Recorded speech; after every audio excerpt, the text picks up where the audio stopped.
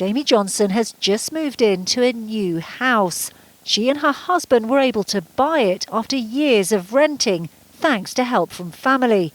But just a few months ago, they were facing homelessness along with their 2 young children after she says their landlady decided to increase their rent.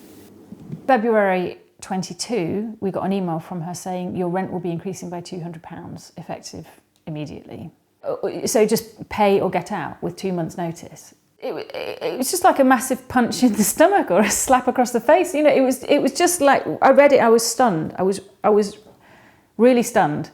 Jamie's not alone. The charity shelter says 1 in 7 private renters, or more than 1 million adults in England, had their rent increased in the last month.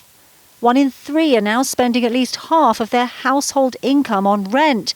And almost 2.5 million adults are either behind or constantly struggling to pay their rent. We are hearing from families across the country who just don't know how they are going to make a rent payment at the beginning of the month. We have millions and millions of people in this country who are constantly struggling to keep up with their rent. And as we see other costs rising and a complete inaction from the government to tackle this unbelievable cost of living crisis, we are facing a real risk of homelessness this winter. The government's plan to cut stamp duty may entice renters hoping to buy, but there are fears it could make it even harder to get on the property ladder. It will inevitably see house prices increase.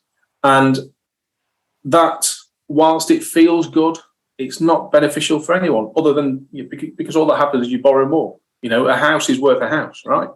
Jamie says the whole system needs reform. I just think we need to have rights for ordinary people. For their home, their shelter, it's a very critical thing. You can possibly live without a car, you can use public transport, you can't really live without a house, can you?